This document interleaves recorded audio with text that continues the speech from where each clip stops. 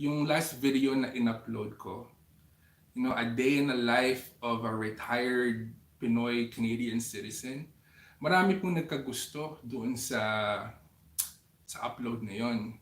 And I received a lot of messages tsaka mga email. Tinatanong nila, Kuya Puto, how did you retire at 45 years old? Kuya Puto, what do you do for income? Since, wala na kayong trabaho ngayon and officially nag-retire na kayo.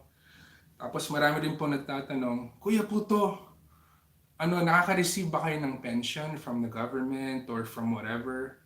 Meron din nga po nagtatanong, kung meron daw akong passive income, like how I'm able to basically not work and just do what I need to do. And marami din po nagtatanong kung bakit sinasabi ko lagi mas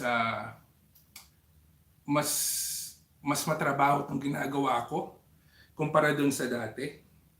So, ginawan ko na po ito ng video a while ago.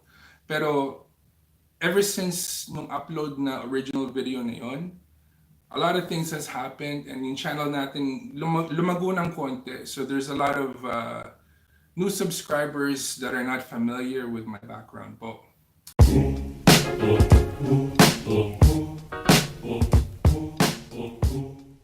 For all of those people that are brand new,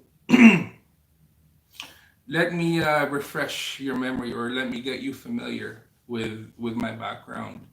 So I've mentioned ang dami ko pong video na ginawa dati na nagtrabaho po ako sa casino industry for 26 years. Yun po ang background ko.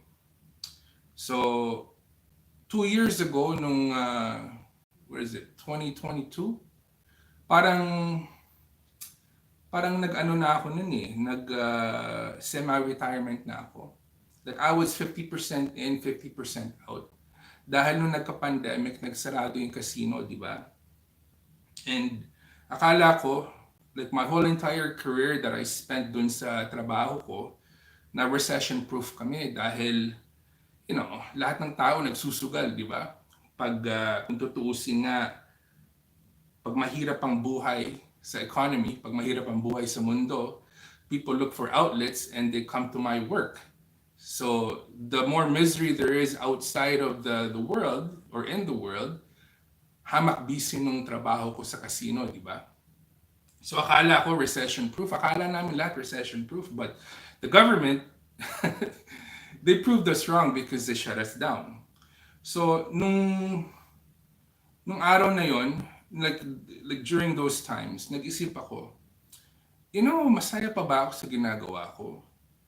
I've already spent like 26 years already dun sa industriyang yon. Should I do something different or pagod na ba ako? Have we saved enough for me to justify na, mag-quit na lang ako?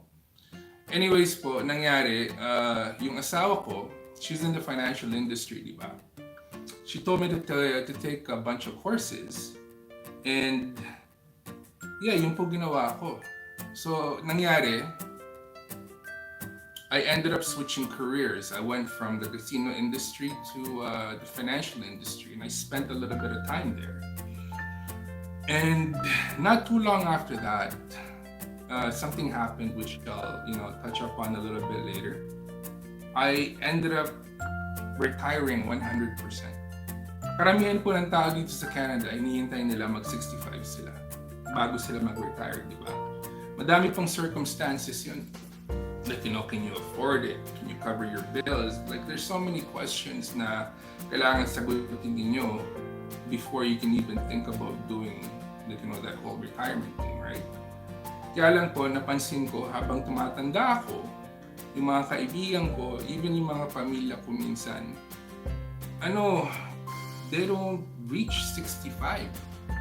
Ibig ko pong sabihin nun, ngayon tumatanda na ako, marami po akong nawi-witness, mga malapit sa akin sa buhay, nagkakasakit or even namamatay, di ba? So, nag-usap po kami ni Mrs. We told each other, if there's an opportunity na magre-retire na kami ng mas maaga, mas mabuti, that way we can enjoy life while we're able to enjoy it, di ba?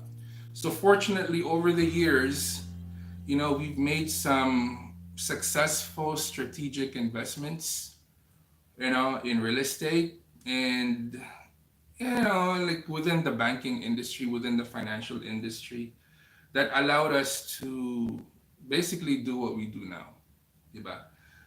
Disclaimer po, hindi po kami matalino ni Mrs.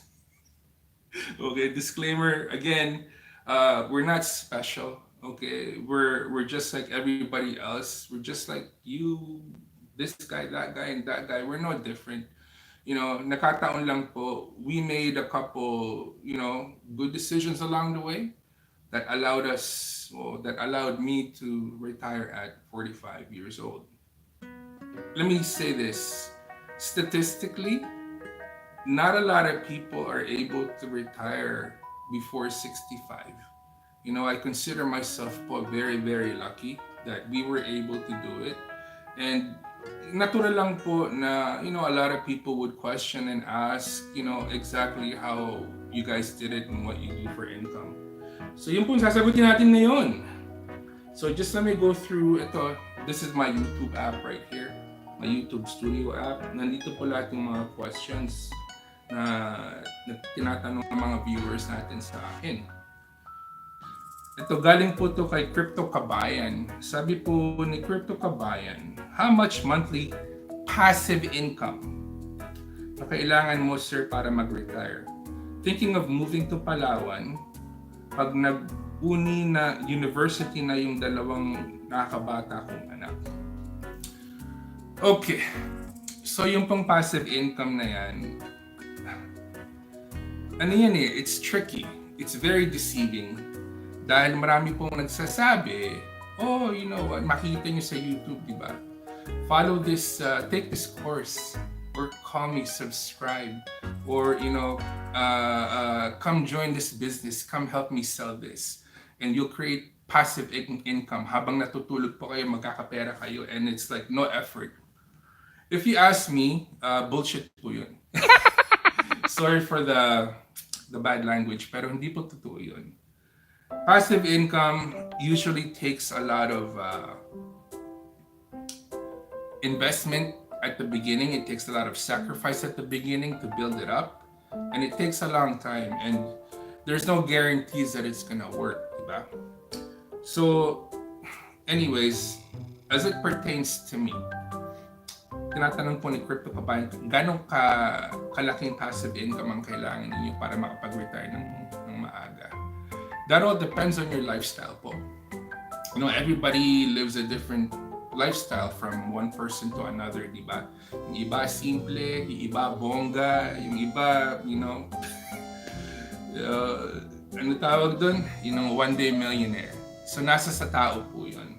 Kami po ni Mrs. simple lang kami. So, we have our overhead, but we made sure na before we did this, we're able to cover all of the bases, diba? So as far as passive income sa amin, like I said, we invested in real estate early on in our lives because yung pong mga naging kaibigan namin, that's what they're into. So dinikita namin, and they were able to show us ways to invest and acquire properties, diba? Kung tutuusin, I wish we started that earlier, pero pag bata kayo, hindi nyo iniisip yun eh. But yeah, that's, I guess, one of the quote-unquote passive income that we draw from, that allowed me to retire. But at the same time, that's not really passive income, guys, because to acquire a portfolio in real estate, magtatrabaho kayo. Okay? Hindi kayo gising ng isang umaga and parang genie in a bottle, meron kayong portfolio in real estate agad, di ba?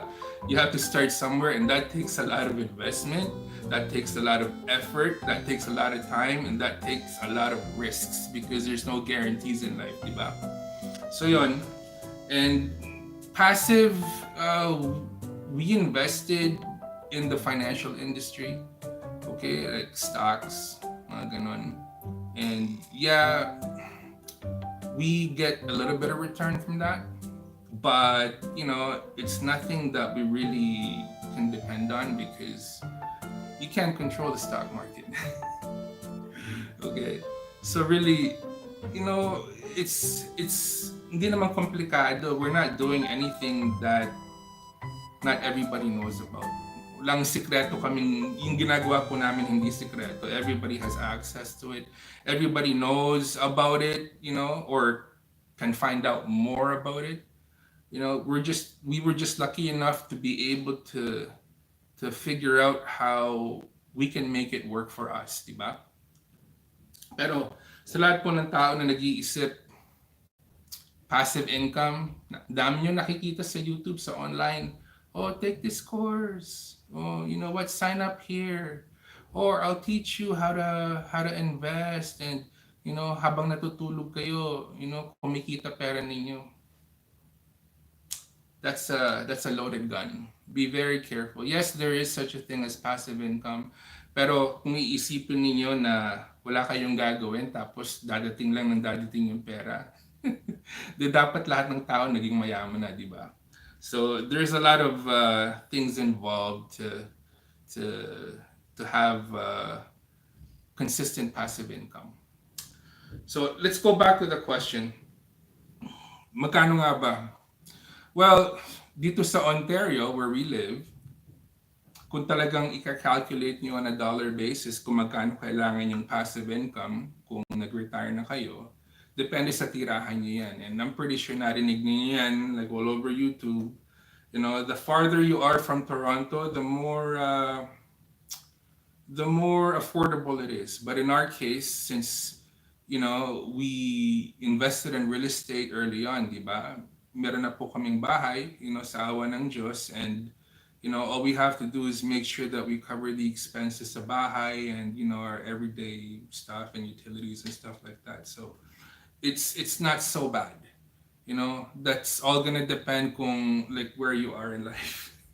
Kung nag-uumpisa kayo, tapos yung mortgage ninyo is like $5,000 and you have car payments and you have to put away for vacation and then magpapadala pa kayo sa Pilipinas, tapos yung mga credit card bills ninyo ang tataas. It's not time for you to retire yet. Unfortunately, you have to make sure na you address those issues first before you can even make or even think about making that step, diba? Kuya Puto, totoo po yan, mas marami po tayong ginagawa kapag retired na. May pension ba kapag 45 years old na kayo sa Canada? Nasa US po ako, kaya hindi po ako familiar sa Canada retirement system. Have a good day. And that's from Gratitude to the Universe 3754. So, I am 47 years old ngayon po. I'm turning 48 this year. Technically, nag-retire po ako, semi-retired at 45, fully retired at 45 and a half. Yung po storya ko. And no, I do not receive pension from the government dahil that does not happen until I turn 60 years old. So, nangyari po kasi ganito. When I tendered my resignation dun sa casino, sa trabaho ko for 26 years, kasama pala nun is my pension. Dahil when I was 20 years old and I started the job, tagal na po to. Apparently, part of my employment contract was signing up for their pension plan. So, nung 20 years old po ako, 19 ako nag-umpisa. Nung 19 years old po ako, nung sinign ko yung contract na yun, what happened was, kung tutusin, hindi ko po alam to. I wasn't even aware. I just signed my name and went ahead, right?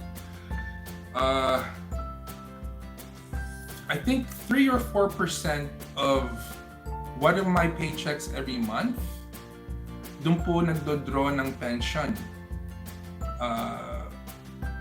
Yung pension deduction sa trabaho. So 4%, I think 3 or 4%, I'm not sure, 3 or 4% of one of my paychecks on a monthly basis, magdodraw po yung trabaho ko and they match it. So, di ko po napansin to. Like, totally hindi ko napansin. I just signed up for it. I was 19 years old. I didn't know any better, di ba? So, over the years, isipin nyo, that's 26 years, di ba? Trabaho ako doon. Every month, kumukuha sila ng 4% and the company matches it. Ontario Lottery Corporation, that's the name of the company. It's actually a government-owned casino. And they would match the 4%, and over the years, that would compound for 26 years. So nagulat po ako dahil when I tendered my resignation, I got a call from the pension board.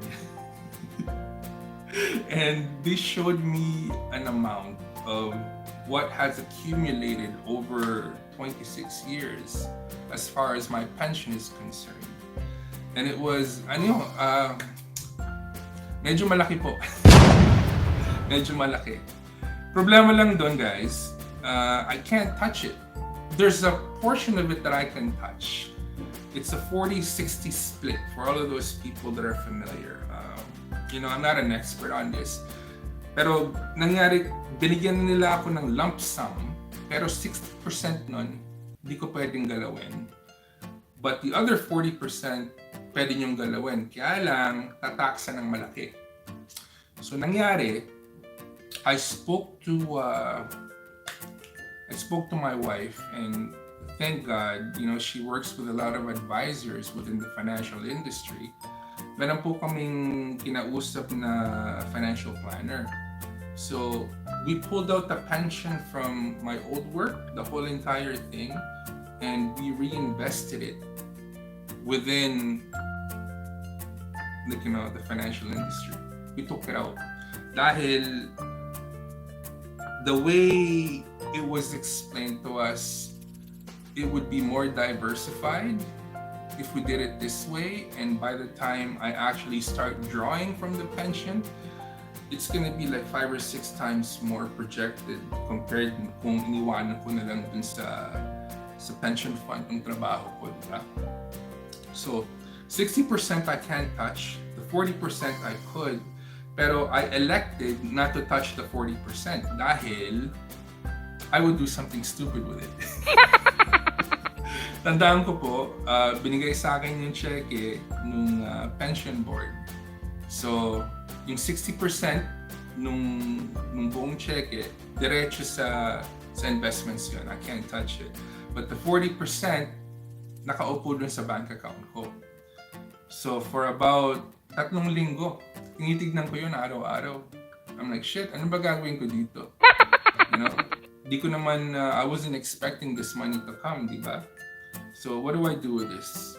And I know myself, I would do something stupid with it. So, sabi ni Mrs., you know what, hindi naman natin kailangan ngayon yan. And maybe later on, pagtanda natin, baka kailanganin natin, don't touch it. Pretend na it's not even there. So, we ended up investing the whole 100%. And that has done very, very well for us in the last 2 years since I received the bulk, diba? So, yun.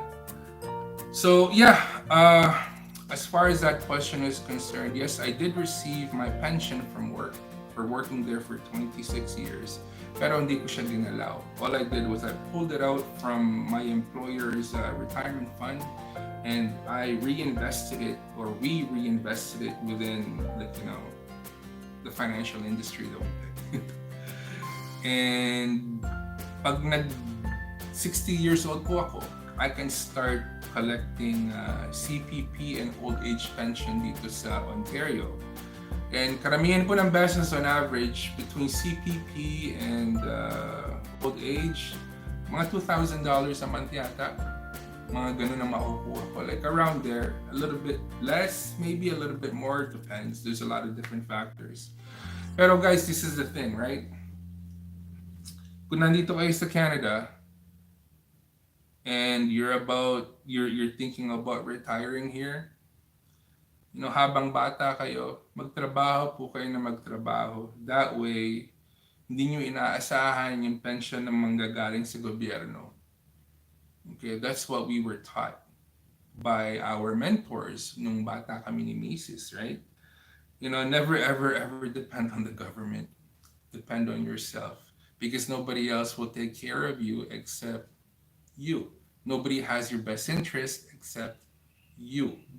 So, yung attitude po namin ni Mrs.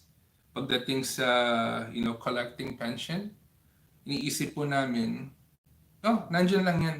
We're not even gonna touch it. If it comes, it comes. It's gonna be there. But we're not banking or depending on it. Because isipin nyo guys, dito sa Canada, yung mga tao, nagtatrabaho sila, like, as early as 14, 15, 16 years old.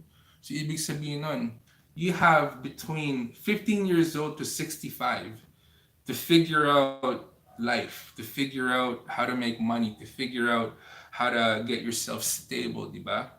So, ang tagal nun. That's like what? That's like 50 years. God is giving you to figure out things bago mahit niyo yung 65 years old. Tapos, sasabihin nyo, oh, you know what? I'm gonna depend on the pension for my my livelihood when I turn 65. No, guys, maling mentality yun. Tayong mga Pinoy, lalo na kailangan isipin natin, habang malakas tayo, habang bata tayo, do everything in your power. Do everything in your power to figure out how to make money and how to get financially stable. That way, pagdating ng 65, and hopefully all of us reach 65, you're not depending on your pension money. Like, it's nice that it's coming in. Maybe, spread the wealth, share the wealth. Maybe when it comes, give it to your grandkids. Kung meron na kayong mga apo, di ba? Instead of purely 100% depending on it. Mali po yun. I understand. Alam ko dito sa Canada ngayon, buhay mahirap, di ba? Everybody's talking about recession this, recession that. Pero kung ipaplano po natin yung buhay natin, we'll be good. We'll be really, really good. Part of that planning that I'm talking about is making sure na put yourself first. I know that's gonna sound selfish, but put yourself first. Napaka-importante po nun dahil if you don't take care of yourself and if you don't put yourself first, nobody else will take care of you. Totoo yun. Make sure na lagi kayong masaya, make sure na lagi kayong masigla. Dahil pag di kayo masaya, di kayo masigla, hindi kayo makakapagtrabaho, you're not gonna be thinking straight, you won't have the right mindset to get it. You have to get it. And in order to have that get it attitude, kailangan masaya kayo sa puso. So you have to take care of yourself. I know it sounds selfish, pero totoo po yun. You have to take care of yourself and put yourself first. So yeah, mahirap pa yung buhay retirado dito. Masarap. Di ko naman, I'll be honest guys, this is my outlook. Kami po ni Mrs. we're not the smartest people in the world. Kung tutuusin nga, medyo pagkabobo kami dahil jologs kami pareho, di ba? The way I look at it, yes, we put the work in. Totoo yan. But at the same time, di po kami special na tao. We did not do anything special. We did not, we don't have like magic. Okay, the way I look at it po, I'm not a religious person, but sasabihin ko na rin to. Napakadami pong tao all over the world na mas matalino sa amin. Napakaraming tao all over the world na mas masipag sa amin. Okay? Pero why were we put in this position where I'm able to retire at 45? Okay? Pinag-isipan ko po yun. Dahil di naman kami special eh.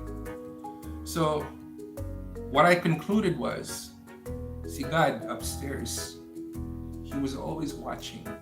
He was always watching. Siguro, He was trying to test to see, okay, kung bigyan natin si Kuya Puto ng regalo, let's give Kuya Puto a gift and his family. Him and his family a gift. Let's give him a gift. Tignan natin kung ano gagawin niya sa regalo niya. So kami po ni Mrs., we try to share the blessing. We really do. Because, like I said, there's so many people out there that are smarter. There's so many other people out there that are way hardworking than us. Pero pinalad po kami ni Diyos, ni God, to be placed in the situation that we're in. Niisip ko po, like I said, He just wants to see what we're gonna do with this gift. And we really, really appreciate the gift. We really do. And in return, the best that we can offer, the best thing that we do is to share it with everybody that we encounter. So we try to be as positive as we can be. We try to be the best versions of ourselves. And if there's people out there that may require our help, we do our very best to extend our hand. Because what else are you gonna do? Pinagpalad ka na nga ng Diyos. You have to share the blessing. You really do. Meron po akong lola sa Pilipinas, si Lola Shonyo po. Yung pong side ng mom ko, they're not well off financially. But I have one lola that actually killed it. I mean, she was like the perfect business person. And man, napakagaling po niya sa pera, napakagaling niya sa negosyo. And she turned out to be very, very successful in life. Nakausap ko po siya sa Facebook, believe it or not, 2 years ago, right? Nag-usap kami like over an hour. I was surprised. My 91-year-old grandmother from the Philippines actually contacted me. Anyways, nagkwentuhan po kami. And this lady is like the glue that keeps the family together sa side ng mom ko, and it's a big family. Okay, na ang dami po niyang pinag-aaral, ang dami po niyang natulungan, ang dami po niyang like she's like one of the most generous people that I know all throughout my life. Okay, and napansin ko po, sabi ng mom ko, tignan niyo si Lola Shoni mo, hindi siya selfish. Lahat ng blessing na binibigay sa kanya ni Lord, sinishare niya with everybody else. That's why yung grasya, hindi nauubos. Because, she's more than happy and willing to help genuinely without expecting anything in return. So, naisip ko po yan. And I learned a lot from that. So sabi ko, yes, like I said, we're not special.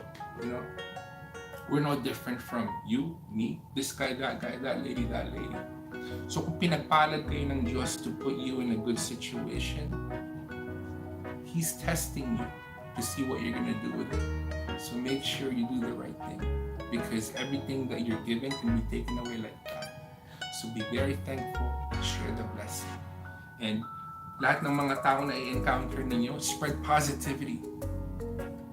So, I don't want to sound like a pare, pero totoo.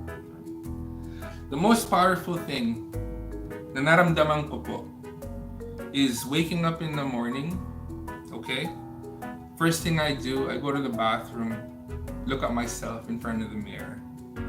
If you can tell yourself, okay, sa harapan ng salamin, you know what? I don't feel like doing whatever it is that I'm scheduled to do today. Mamaya ko na gagawin yun.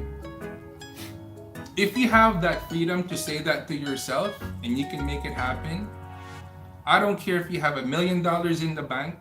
I don't care if you have $100 in the bank. If you can successfully say that sa sarili mo, sa harapan ng salamin, pag gising nyo sa umaga, I don't feel like doing that right now. I'll do this instead. Mayaman kayo. Habang bata tayo lahat, okay? Do everything in your power to get to that point. Dahil habang bata kayo, malakas kayo. Habang bata kayo, time is on your side. Okay? Huwag kayong matakot to make mistakes. Because mistakes, they're not all bad. Yun ang naintindihan ko po in life so far. Pag say a mistake happens, Maybe it's the universe telling you, hey, you know what? Maybe this is not the right opportunity for you yet. Instead, I guarantee you other doors will open and figure out a way to take advantage of it. So if you like content like this, subscribe kayo sa channel ni Kuya Puto so we can grow this as big as we can. So this is Kuya Puto, guys, wishing you good night, good morning, good afternoon, wherever you are in the world. Stay hungry, stay humble, keep wrestle strong, and we'll talk more in the future.